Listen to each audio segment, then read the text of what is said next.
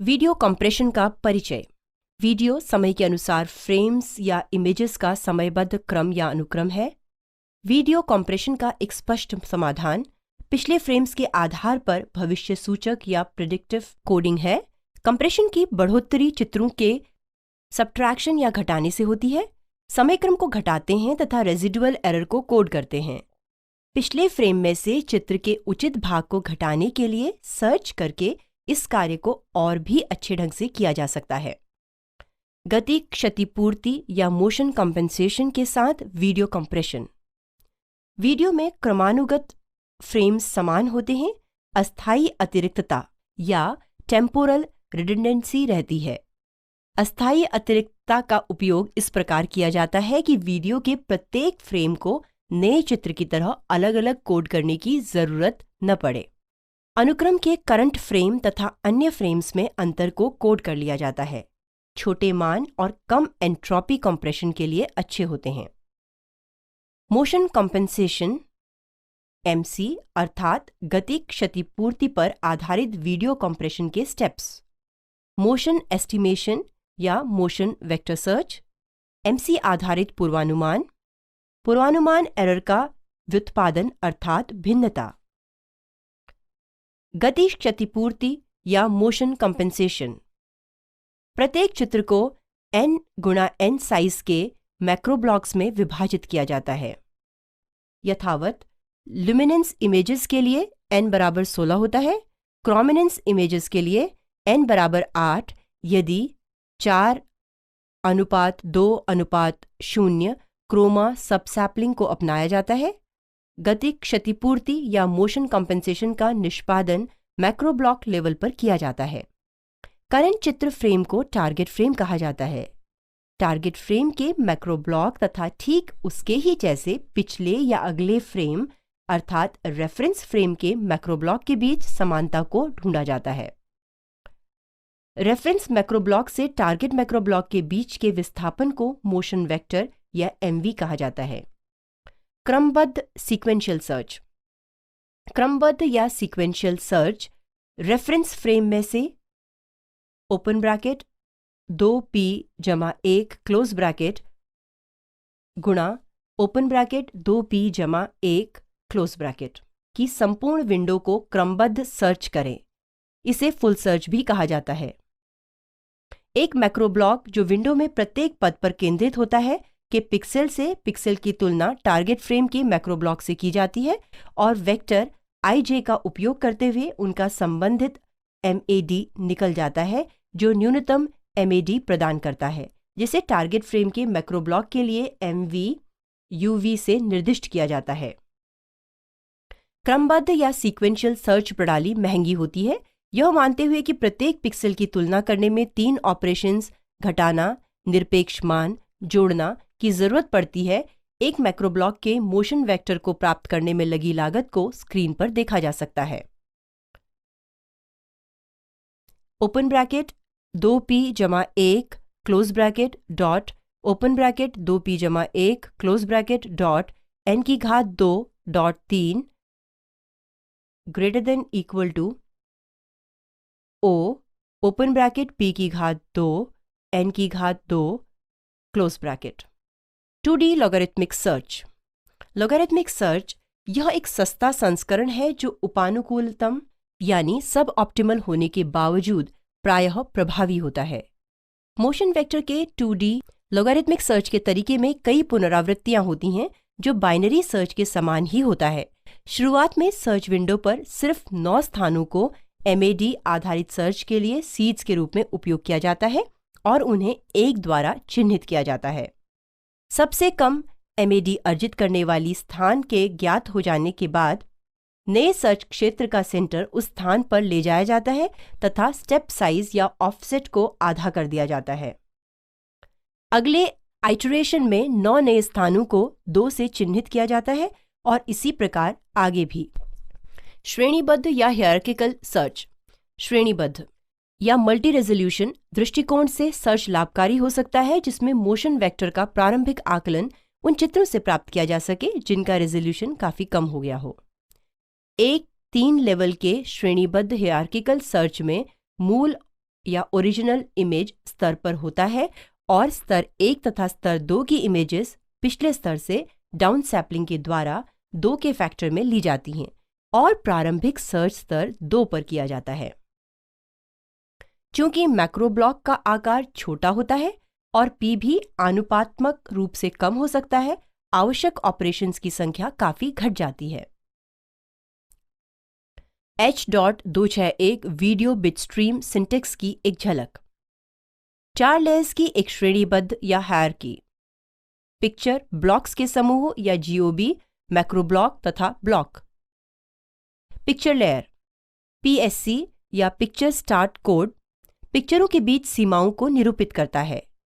TR या temporal reference picture के लिए एक टाइम स्टैम्प उपलब्ध कराता है। GOB लेयर H.261 पिक्चर्स को 11x3 मैक्रो ब्लॉक्स के क्षेत्रों में विभाजित किया जाता है, जिनमें से प्रत्येक को ग्रुप ऑफ ब्लॉक्स या GOB कहते हैं।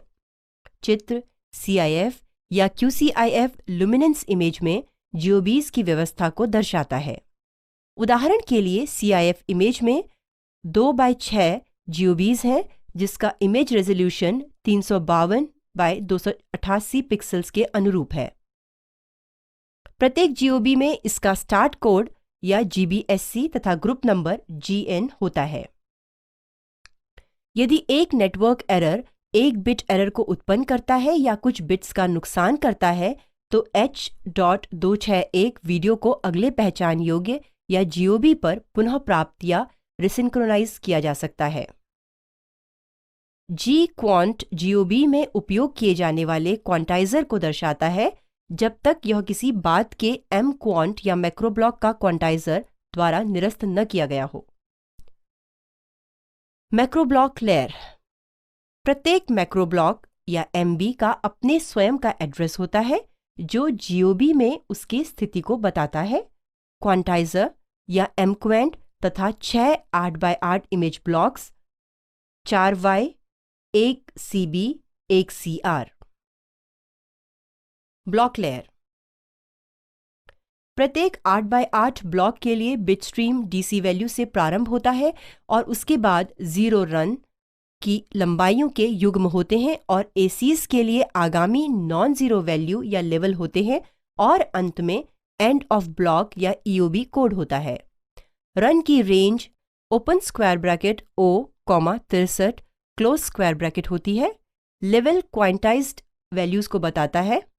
इसकी range open square bracket -127, 127 close square bracket और लेवल बराबर O होती है।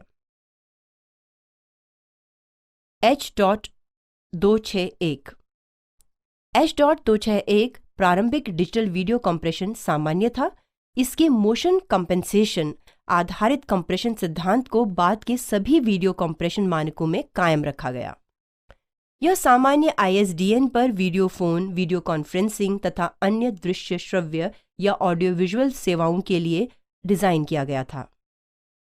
यह video codec P×64 kbps bitrate को संभाल लेता है, जहां P का मान 1 से 30 तक हो सकता है, अतः इसे P64 भी कहते हैं।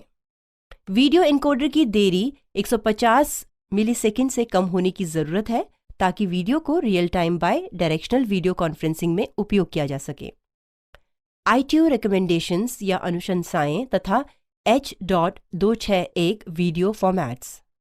H.261 दृश्य दूरभाषी प्रणालियों के ITU रिकमेंडेशंस या अनुशंसाओं के इन समूह के अंतर्गत आता है। H.221 दृश्य श्रव्य या ऑडियो विजुअल चैनल के लिए फ्रेम स्ट्रक्चर जो 64 से 920 kbps को संभाल लेता है। H.261 दृश्य श्रव्य या ऑडियो विजुअल सिस्टम्स के लिए फ्रेम कंट्रोल सिग्नल्स। H.242 दृश्य श्रव्य संचार audio visual communication protocols. H.261 P×64 kbps पर दृश्य श्रव्य या ऑडियो विजुअल सर्विसेज के लिए वीडियो एनकोडर या डिकोडर।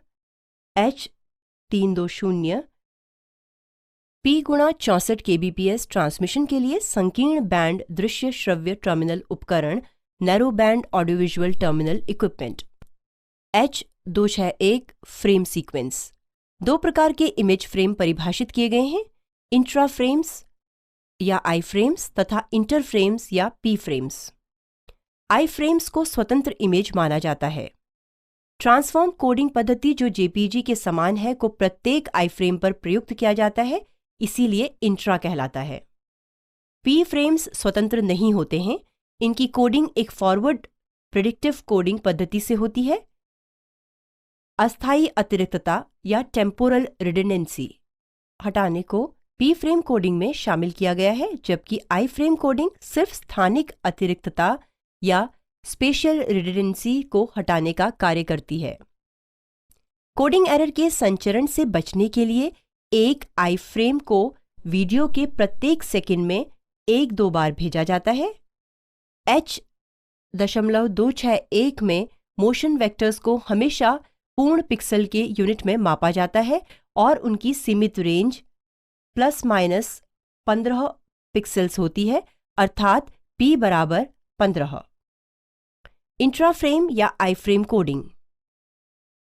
वाई फ्रेम के लिए macro block size 16 by 16 pixels के होते हैं।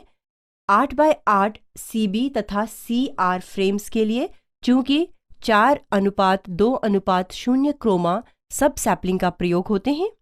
एक मैक्रो ब्लॉक में 4 Y, 1 CB तथा 1 CR में 8 बाय 8 ब्लॉक्स होते हैं। प्रत्येक 8 बाय 8 ब्लॉक के लिए एक DCT ट्रांसफॉर्म को लागू किया जाता है। DCT कोएफिशिएंट्स तब क्वांटाइजेशन, जिगजैग स्कैन तथा एंट्रोपी कोडिंग से होकर गुजरता है। इंटरफ्रेम या P frame predictive coding. H261 P frame coding scheme motion compensation पर आधारित है। टारगेट फ्रेम के प्रत्येक मैक्रो ब्लॉक के लिए किसी एक सर्च पद्धति द्वारा एक मोशन वेक्टर को आवंटित किया जाता है। पूर्वानुमान के पश्चात प्रेडिक्शन एरर को मापने के लिए एक डिफरेंस मैक्रो ब्लॉक प्राप्त किया जाता है।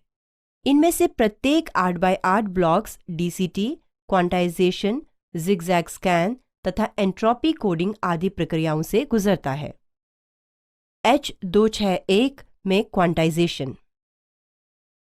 एक मैक्रो ब्लॉक के सभी DCT गुणांकों या कोएफिशिएंट्स के लिए H.261 में क्वांटाइजेशन एक स्थिर स्टेप आकार का उपयोग करता है। यदि हम DCT तथा QDCT का उपयोग क्वांटाइजेशन के पहले और बाद में DCT गुणांकों को सूचित करने के लिए करते हैं, तब इंट्रा मोड में DC गुणांक इस प्रकार स्क्रीन पर होंगे।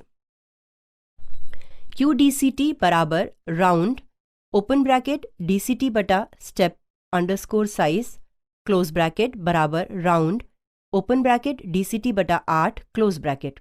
QDCT बराबर ओपन स्क्वायर ब्रैकेट DCT बटा step size close square bracket बराबर ओपन स्क्वायर ब्रैकेट DCT बटा 2 गुणा scale close square bracket. H261 encoder तथा डिकोडर। एक परिदृश्य या सिनेरियो का उपयोग किया जाता है जहां फ्रेम्स I, P1 तथा P2 को एनकोड तथा डिकोड किया जाता है। नोट: डिकोडेड फ्रेम्स को मूल फ्रेम्स को नहीं, मोशन एस्टिमेशन में रेफरेंस फ्रेम के रूप में प्रयोग करते हैं। डाटा जो ऑब्जर्वेशन पॉइंट से होकर जाते हैं वृत्त में बने अंकों द्वारा अंकित किए जाते हैं।